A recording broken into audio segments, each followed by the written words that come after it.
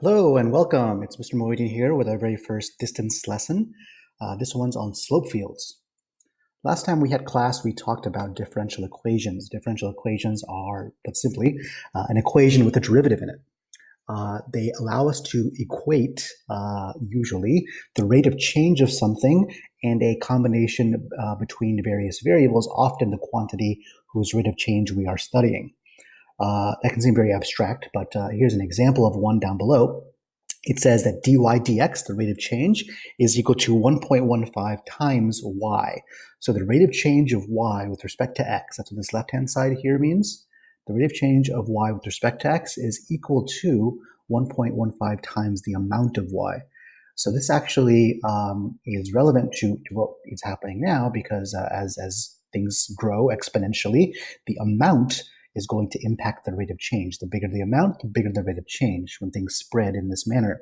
So this actually gets rendered in a way we did in class last time into exponential growth through the operation of integration or antiderivatives. And the reason for that is that the solution to a differential equation problem is the original equation. Much like when we take an antiderivative, the mental process is what was the original function before the derivative was taken. So going from a rate of change to the actual function is relevant for both antiderivatives and differential equations. They're very closely related topics. So this particular problem here is doable. It's not terribly difficult. We did one like it in class, but it's not always the case where they're easy to solve. In fact, it's often the case where it's mathematically impossible. You have to estimate. And even if a problem is solvable, it's nevertheless the case that you can make a visual representation of what the solution curve may look like, what the original function might look like, by carefully studying the slope. And we do this using a tool called a slope field. A slope field is a picture, much like this example here on the screen shows, of a bunch of different line segments at points on the coordinate plane, which allow us to kind of figure out what their slope or rate of change of the curve is at a particular point based on the derivative of the differential equation linked to that particular solution. So how is this actually made? How do we make one of these things? It's pretty straightforward. You usually limit it to a small subset of the coordinate plane, usually integers, whole numbers on the grid, and you simply pick those coordinates one by one on the grid, and you plug the xy coordinates that they represent into the derivative, and that's going to give you a numerical value, and that numerical value is the slope. Right? It's the derivative, it's the rate of change. So a positive slope or a negative slope or a zero slope, that's going to be the direction of the curve, so to speak, through that point. So we draw a little line segment in step 2 through that given point that we used that has the same slope that we just got from step 1. And you just do this for all the points you're asked about. So let's actually do this through an example here. I'm going to switch over to Delta Math. And I'm going to have my iPad open. So here's a problem. It says create a slope field with these given points with this particular differential equation. Dy dx is equal to x times y minus 1. So here on the left, I'm going to make a little, or on the right, I'm going to make a little table. I'm going to keep track of my x values, my y values, those are going to be my coordinate pair points, and my derivative. My slope at each point is, in this problem, x times y minus 1. So let's start with that first row. That first coordinate point here would have a value on the coordinate plane of negative 2, 1. That would be the coordinates of this top left point. So if I plug them into this derivative, that would read x of negative 2, y minus 1, so 1 minus 1. Well, if you go through the math here using order of operations, you'll end up with 0. So a 0 slope renders as horizontal. So I'm going to take these little pink dots here and adjust it so that the slope is horizontal, or 0, representing as a horizontal. Next, we have negative 1, 1. That would be this point right here. And that would have, plugging it into here, negative 1 times 1 minus 1 will also give us 0. In fact, you'll notice that this entire top row should probably be 0 because the y values of that top row, all these points here have y values of 0, And according to this, you're going to get a 0 value there. So I'm going to go ahead and save some time and omit that particular one. You can check it and you'll see you'll get a 0 value. Let's try some more points here. We have negative 2 comma 0. That's this point here. So plugging that in, negative 2x, y minus 1. So that's negative 1 times negative 2 is positive 2. So we have our first sort of interesting value here. So it's a positive 2 slope. So it's going to be uphill, going up and to the right, which it already is. I believe by default, most of these are usually a slope of 1, about a 45-degree angle. So a 1 by 1 rate of change. So I'm going to just grab this pink eye and just make it a little steeper. There's a lot of leeway here within Delta Math of how accurate it needs to be. As long as it's relatively correct, you should get the right answer. So I'm going to make it steeper than it was. How steep? A slope of 2. You can kind of estimate to see what a slope of 2 would look like. Next, we have negative 1 comma 0. That would be this point right here. And plugging that in would give us negative 1x, y minus 1. Negative 1, that'll give us positive 1. So probably kind of where it is, honestly, just a slope of 1, less steep than this neighbor, but still uphill. I don't know why this guy is not visible here. Let's turn that back. Let's go ahead and find 0, 0, since that's our next point anyway. So that's going to be 0 times 0 minus 1. Well, hey, that's going to be a value of 0. So that guy should have actually been horizontal. Moving right along, the coordinates of this bottom left point are negative 2, negative 1. So plugging that in is pretty straightforward. Oops.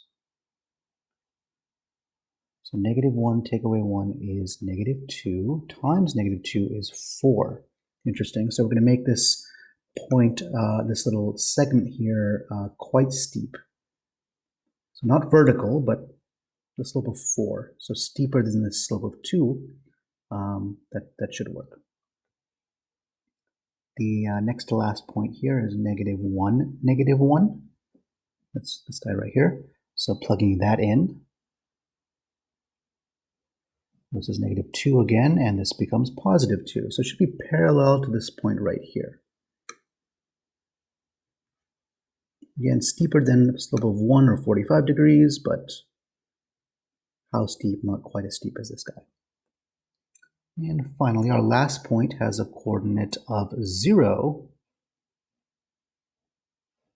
0, negative 1. That's this piece right here. So plugging that in, x times y minus 1. Well, this will give us a value of 0. So this should be horizontal. Let's check to see how we did. And what do you know? We're correct. You'll notice here, the nice thing about Delta Math is it shows you a little bit of variance. You'll notice I was off a bit here. You know, you live and learn. Not so bad. And as I mentioned, there's a lot of leeway in terms of how exact it needs to be.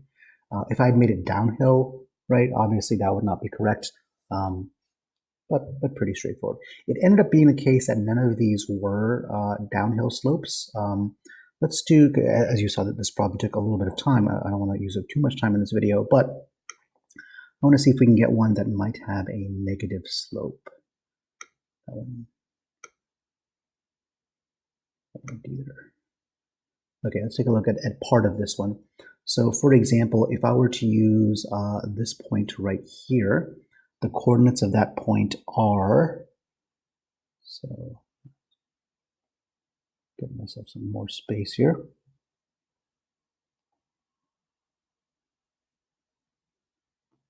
So the coordinates of that point are negative 1, negative 1. In this particular case, the rule is x over 2y. So plugging that in would give me x over 2y. Looks like I chose incorrectly here, and that'll give us a slope of 1/2. So that would look something like this. Not quite as steep as it was. Let's say I picked another point here. I'm going to pick this guy right here, negative 1, comma 1. Positive y value. If I plug that in, I get x over 2y. Well, hey, I get negative 1/2 here. So this point here is going to be negative half slope, something like this. So I'm going to go ahead and submit this. I know it's going to be wrong. Let me get some more of it right though. So notice that the y value, the x on top here, if x is 0, that would be the y-axis. That means that these are going to have 0 slopes.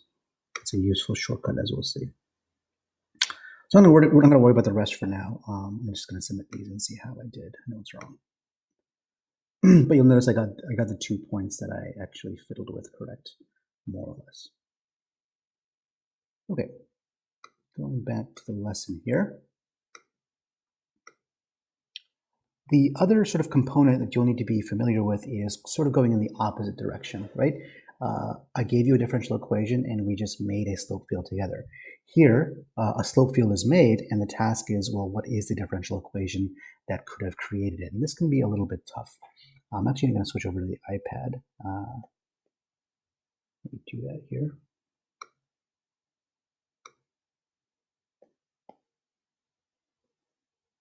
So how do we find what the differential equation is? Well, I guess you could make slope fields for each one of these, but you can see that could probably be pretty time consuming, and I don't think anyone wants to do that. Or better, we could use our problem solving skills and figure this out without having to make every single one. So how do we do this? Well, the main thing to look for are the horizontal or the vertical slopes. Horizontal slopes have a slope of 0. And vertical slopes or vertical segments have an undefined slope, which represents division by 0. So let's start with the vertical slopes. I have a pair, or a column of vertical slopes here, and those occur when x is equal to -3. That's the equation of this line right here, is x equals -3. Let me attempt to write that somewhat legibly. So if I solve, well, it is I guess solved for, but if I rearrange this, and you'll kind of see why, to turn it into sort of a term, that would be x plus 3 equals 0. As mentioned, vertical slopes are when you divide by 0. So this thing is true when x plus 3 is 0. So since I'm dividing by 0 to get a 0 slope, I need to look for those choices that have this in the denominator. So vertical slopes render division by 0, so I'm looking for where this is in the denominator. Well, I have two options. It looks like this and that. So we can go ahead and rule out these. As mentioned, look for vertical slopes and horizontal slopes. So I also have this set right here. So what do we notice about these? This is the line y equals 3. So x equals is a vertical line, y equals is a horizontal line. So this is the equation y equals 3. In term form, that would be y minus 3 equals 0. Since this is a horizontal slope, we're not dividing by 0, we are dividing 0. So this is going to be in your numerator. Regrettably, both of our remaining choices already have this feature. So that's not really much of a help, you know? So at this point, what may assist us is to actually choose a representative point and kind of see between these two options what our best bet might be. So I'm going to choose this point here, -2, 2. I'm being somewhat smart in my choice because it's a downhill negative slope, and sometimes those can tell you more than a positive slope might. Not always, but it'll save us some time. So I'm going to use those coordinates, -2, 2. I'm going to plug them into each one of these and see what I get. I should get a negative value, right? Because the slope is already done for me and it's downhill. So let's plug it into the first remaining equation here. We have y minus 3, so that's 2 minus 3 squared. That's going to be 1. Right? 2 minus 3 is -1 squared is +1. In the denominator, I have x plus 3. So -2 plus 3 is 1. Squared is still 1. So I got 1 over 1 or a positive slope of +1.